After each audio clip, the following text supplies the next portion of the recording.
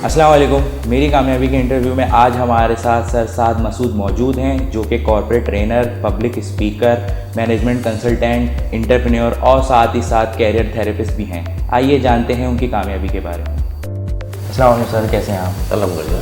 अच्छा sir, public speaking, corporate training का idea आपको कैसे आया और अब तक का सफ़र कैसा रहा और कैसा एक्सपीरियंस रहा आपका? देखिए, training is more like my passion. मैंने इसको कभी एज अ प्रोफेशन ट्रीट नहीं किया और आइडिया ऐसे आया कि जब मैं स्टूडेंट लाइफ में था तो उस वक्त कुछ अपॉर्चुनिटीज़ मिली ऐसी कि कुछ यूनिवर्सिटी में ही कुछ ट्रेनिंग्स करानी पड़ी और कुछ टीचिंग का एक एक्सपोजर मिला। मैंने 95 में कोई शौकिया टीचिंग शुरू की थी, तो मुझे अंदाज़ा हुआ कि बोलना कुछ ना कुछ थोड़ा बहुत आता है और लोगों तक बात पहुंचानी आती है। तो फिर उसी को कंटिन्यू किया, कुछ और अपनी सर्टिफिकेशन वगैरह ली एंड उसको फिर बेहतर करने की कोशिश की। So yeah to be very honest it was more accidental and I realise कि इट्स माय पैशन। तो अच्छा sir, my next question is how would you handle an employer who doesn't think your training session is necessary? देखिए, इसमें कई reasons होते हैं। अगर कोई समझता है, जैसे आजकल इस वक्त अगर हम अपने इर्द गिर्द हालात में देखें तो इस वक्त भी कुछ लोग आपको ऐसे मिलेंगे जो कहेंगे कि कोरोना डज नॉट एग्जिस्ट। सही है, तो आप यही कर सकते हैं कि उन लोगों को एजुकेट करें। बहुत सारी रेजिस्टेंस जो लोगों में होती है वो इस वजह से होती है कि उनको पूरी अंडरस्टैंडिंग नहीं होती, पूरी नॉलेज नहीं होती। तो जब उनके सामने पिक्चर क्लियर करते हैं आपके, नहीं भाई ये ऐसे है, तो फिर बातें जो है वो आसान लगती हैं। मैं आपको एक छोटी सी एग्जांपल देता हूँ। एक ऑर्गेनाइजेशन में एक इंस्ट्रक्शन आई फैक्ट्री में कि आपने जो एम्प्लॉय जो काम करता है वो लिखे, आपके दिन में जो भी जॉब है वो लिखे। तो बहुत सारे लोगों ने बड़ा रेजिस्ट किया कि ये हमसे क्यों लिखवा रहे हैं, ये अभी हमें निकाल देंगे। कल्चर का मसला था, लोगों को लगता था हमारी नौकरी पड़ जाते हैं। हाँ। तो फिर जब उनको बताया गया कि भाई ये ISO सर्टिफिकेशन के लिए सबके जॉब डिस्क्रिप्शंस बनने हैं, क्योंकि वो पहले नहीं बने थे, वो अब बनने हैं, इसलिए ये ज़रूरी है। तो आप ये लिख के देंगे तो ये फाइल में लग जाएगा, तो आपकी भी ज़िंदगी आसान होगी, कंसल्टेंट की भी ज़िंदगी आसान होगी। तो क्या हुआ कि वो काम जो 15-20 दिन से वैसे ही फंसा हुआ था और लोग रेजिस्ट कर रहे थे, जब उन तक ये नॉलेज गई कि ओहो ये इसलिए हो रहा है, तो तेज़ी से हो गया काम। सो आपको अगर कोई समझता है कि उससे ज़रूरत नहीं है तो उसको थोड़ा सा एक्सप्लेन करना पड़ता है, थोड़ा डिस्कस करना पड़ता है, and I think people understand. Sir, if you had to identify the training needs of a company, where should you start? देखिए, इसकी कोई फिक्स्ड अप्रोच नहीं है, 2-3 तरीके हैं इसके। द बेस्ट इज़, देखिए इसको ऐसे समझें कि आप एक पेशेंट है, वो डॉक्टर के पास आए और बताए कि मुझे क्या क्या प्रॉब्लम है, तो ये सबसे बेहतर है। बाज़ औक़ात क्या होता है कि पेशेंट जो है वो जब बेहोशी हो जाता है तो फिर उसको लाया जाता है डॉक्टर के पास, तो फिर डॉक्टर को भी वो बता तो नहीं पा रहा होता कि उसे तकलीफ कहाँ है। फिर उसके एक्सरे होते हैं, फिर उसके CT स्कैन होते हैं, तो पता चलता है वो ये मसला है। तो आइडियल ये होता है कि ऑर्गेनाइजेशन अपनी प्रॉब्लम्स के साथ आती है कि हमें परफॉर्मेंस में प्रॉब्लम आ रहा है, हमें कमिटमेंट में प्रॉब्लम आ रहा है, हमें एम्प्लॉय बिहेवियर में प्रॉब्लम आ रहा है। तो उससे हम फिर आइडेंटिफाई करते हैं कि ओके, इस प्रॉब्लम की बिहेवियरल रीज़न क्या हो सकता है और इस प्रॉब्लम को हम किस तरीके से फिर टैकल कर सकते हैं, कौन सी ट्रेनिंग इंटरवेंशन इसमें काम आएगी। And a lot depends on the organisational culture. I hope we understand culture. Culture is how we do things around, you know. और कल्चर में बाज़ औक़ात कोई प्रॉब्लम्स होती हैं, तो वो उनको ठीक करना ज़रा ज़्यादा लंबा प्रोसेस होता है, तकलीफदेह प्रोसेस होता है in fact. But I think we start off with problem identification. Organisation अपनी प्रॉब्लम बताती है, उसकी बेसिस पर हम देखते हैं कि क्या किया जा सकता है। Okay. Sir, can you tell us about a time your training didn't have the result you expected? हाँ, एक होता है ऐसा। आई मीन आप एक आध ऑडियंसेस ऐसी मिली मुझे जहाँ पे मैं एक पर्टिकुलर फ्रेम ऑफ माइंड के साथ गया कि मुझे ये बात इन तक कम्युनिकेट करनी है, और वहाँ जाके मुझे अंदाज़ा हुआ कि जो ऑडियंस थी वो ज़रा फन मूड में थी। तो हूटिंग वगैरह भी करना? हूटिंग मेरे ऊपर तो नहीं हुई, बट आप जैसा फीडबैक, क्योंकि ट्रेनर जो होता है ना वो ऐसी जगह खड़ा होता है, उसको सारी ऑडियंस के फेसेस दिख रहे होते हैं, तो हमें दिख रहा होता है कि कौन रिस्पॉन्ड कर रहा है, कौन सो रहा है, किसको मोबाइल पे मैसेज आ रहे हैं, कौन क्या कर रहा है, you can see all of this, and that's, उनकी आंखों में फीडबैक होता है।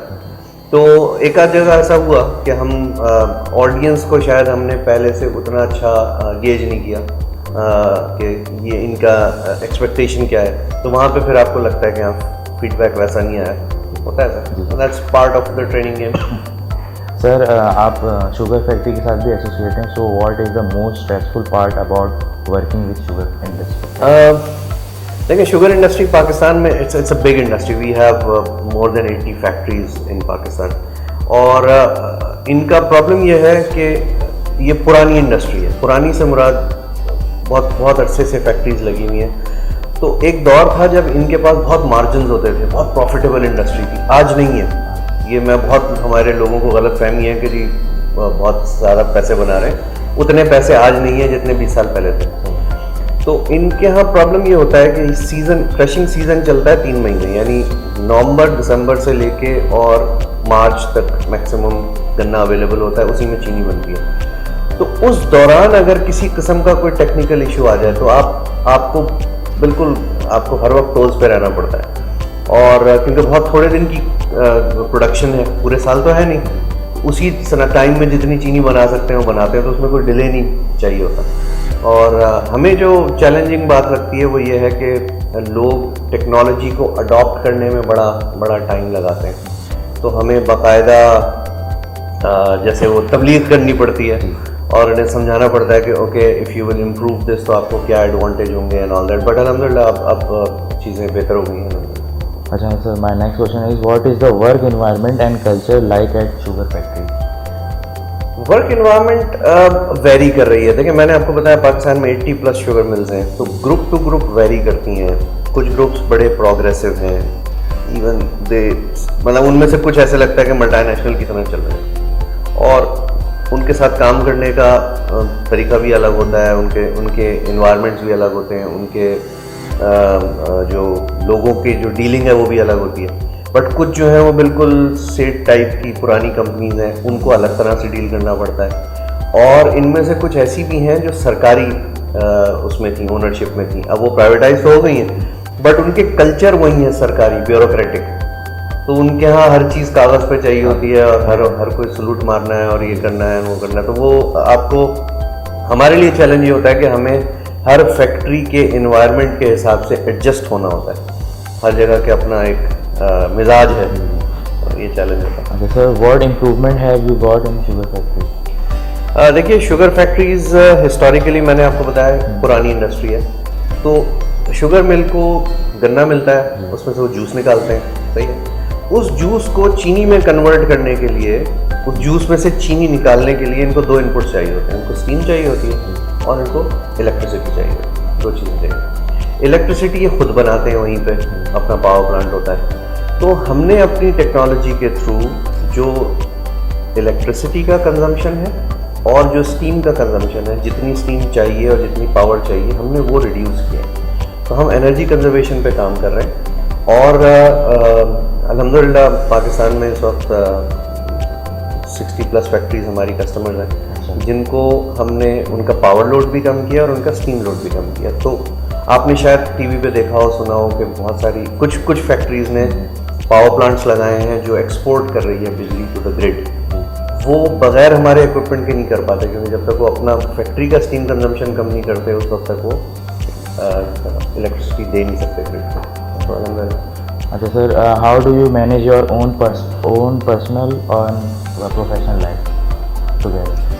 It's like juggling, you know, आपको कई चीज़ों को एक साथ जो है ना वो मैनेज करना पड़ता है। चैलेंज होता है थोड़ा सा, because I have lot of commitments, work commitments, businesses हैं, अल्हम्दुलिल्लाह शुगर का भी है, ट्रेनिंग का भी चलता रहता है, हम सैनिटाइज़र मैन्युफैक्चरिंग में भी हैं, तो और यकीनन फैमिली भी मौजूद है, फ्रेंड्स भी मौजूद हैं। तो इसमें मैंने तो यही सोचता हूँ, मेरा ध्यान में ये होता है कि वीकेंड्स जो हैं वो मैं प्योरली फैमिली को देने की कोशिश करता हूँ। कभी कभी उसमें भी होती है trouble, but weekends are for the family. Sir आप अपने आप को 5 साल बाद कहाँ देखना चाहेंगे? That's a good question. मैं भी अपनी बेटी के बच्चों का नाना बनना चाहता हूँ मैं। That's a strange answer may be. Sir इतनी सारी चीज़ें आप कर रहे हैं और माशाल्लाह से, तो इसके अलावा कोई और एक्टिविटीज़ क्या होती हैं? Left with very little time. मुझे बुक्स का शौक है, मैं बुक्स पढ़ना चाहता हूँ, पढ़ता हूँ, लेकिन आजकल ज़रा वो कम हो गया है। तो वो आजकल ऑनलाइन समरीज मिल जाती हैं, उन समरीज से वो हमने कुछ किया हुआ है। बाकी एक टाइम था जब कभी मूवीज़ वगैरह देख लेते थे या कहीं घूमने फिरने चले जाते थे। कोरोना ने तो वो भी इंटरनेशनल ट्रैवल मुझे काफ़ी, मैं शौक से जाता हूँ। कोरोना की वजह से वो बिल्कुल। तो इस वक्त तो it's kind of a lockdown situation. Corona की वजह से अब एक अच्छी बात है कि आप मुझे टाइम नहीं गया हाँ जी, you have been trying to meet me for a long time, but unfortunately हो नहीं पा रही थी हमारे। अच्छा सर, कुछ कॉमन सेंस वाले सवाल पूछूंगा मुझसे जी, लाइक जनरल नॉलेज। तो चलिए sir, what can be broken but is never held? What can trust? Yes, promise.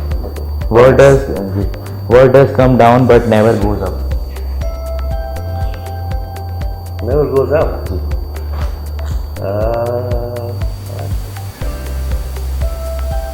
What can come down? Won't go up.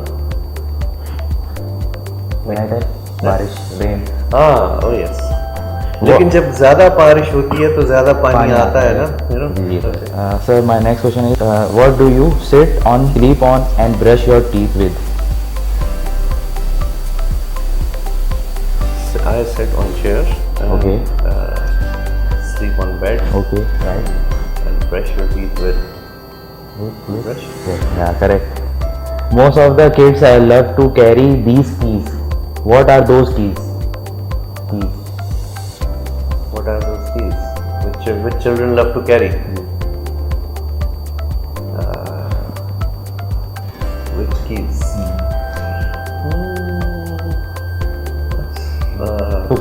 Cookies. Okay.